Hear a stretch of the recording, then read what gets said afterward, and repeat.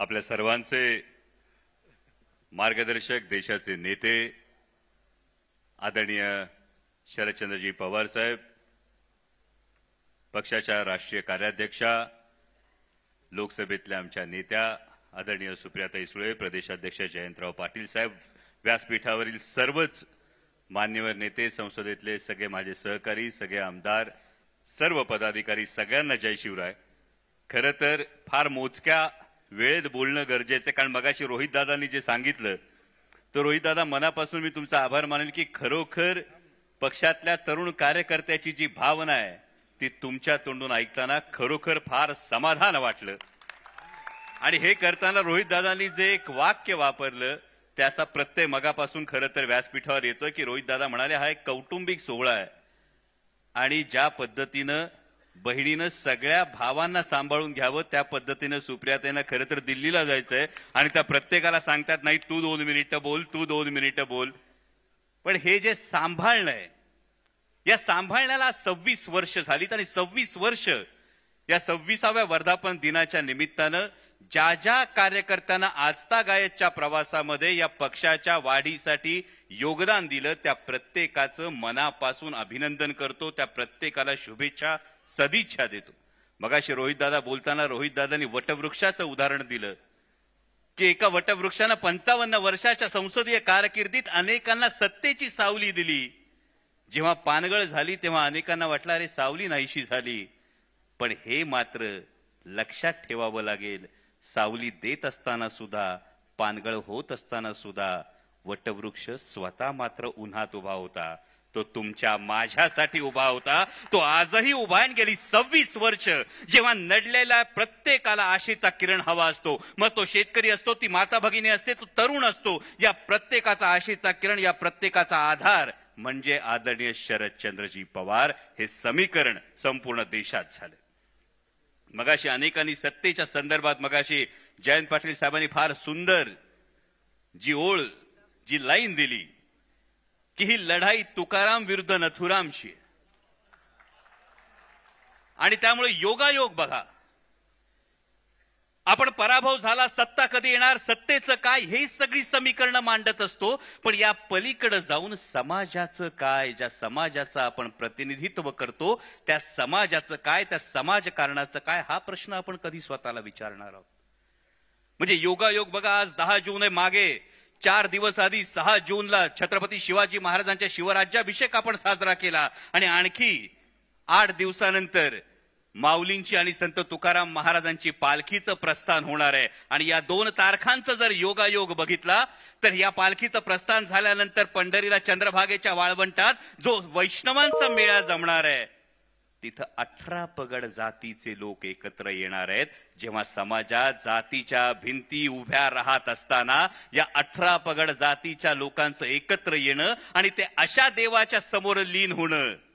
की 33 कोटी देव आहेत, प्रत्येक देवाच्या हातात काही ना काही शस्त्र आहे, एकच पांडुरंग आहे, हातात शस्त्र नाही, हात कमरेवर आहेत, पण सगळं जग ज्याच्या समोर लीन होतं, हा जो प्रेमाचा संदेश आहे हा आपण कधी देणार आहोत।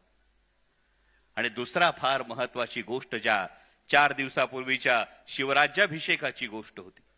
छत्रपती शिवाजी महाराज तुमचं आमचं प्रत्येकाचं दैवत आहे। या प्रत्येकाचं दैवत असताना आज परिस्थिती काय, परवा एक पॉडकास्ट ऐकला राजू परुळेकरांचा, आपण सगळी शेतकऱ्याची लेकरं आहोत, शेतकऱ्याची लेकरं असल्यामुळे तुम्हाला मला प्रत्येकाला गायीचं महत्व फार जास्त आहे। पण परवा एका पॉडकास्टमध्ये बहुतेक राजू परुळेकरांनीच एक विधान केलं, ते विधान डोळे उघडणारं होतं की जेव्हा समाजाची परिस्थिती कुठल्या बाजूनं जातीये हे जर पाहिलं तर गायीच्या वासराला कळतं की दूध प्यायचं असतं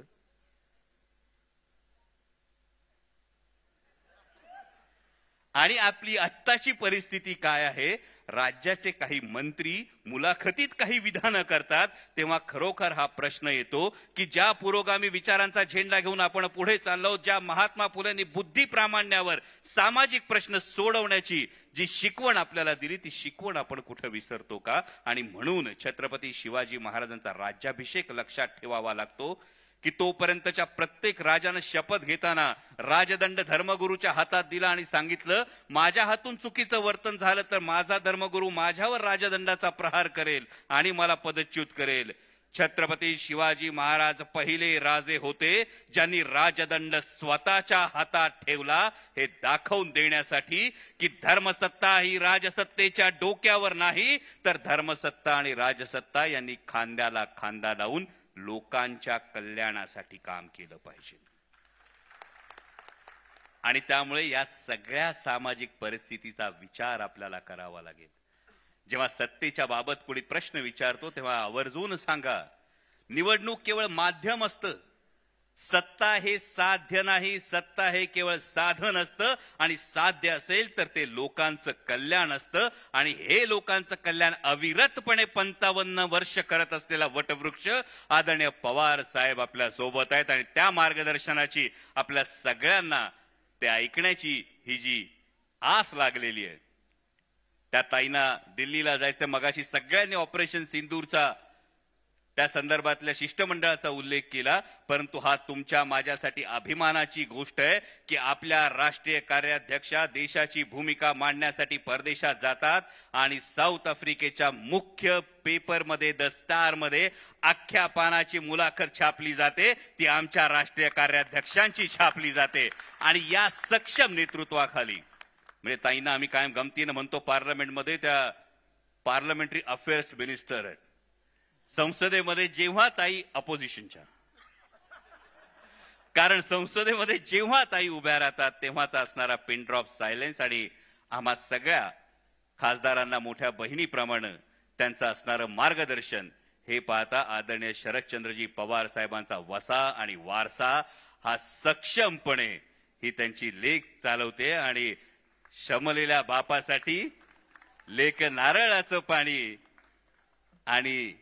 लढणाऱ्या लेकीसाठी बाप बुलंद कहाणी, ही बुलंद कहाणी ही अशीच कायम राहू, अशीच चालत राहू, याच आपल्या सर्वांना या वर्धापन दिनाच्या शुभेच्छा देतो आणि थांबतो। धन्यवाद। जय शिवराय।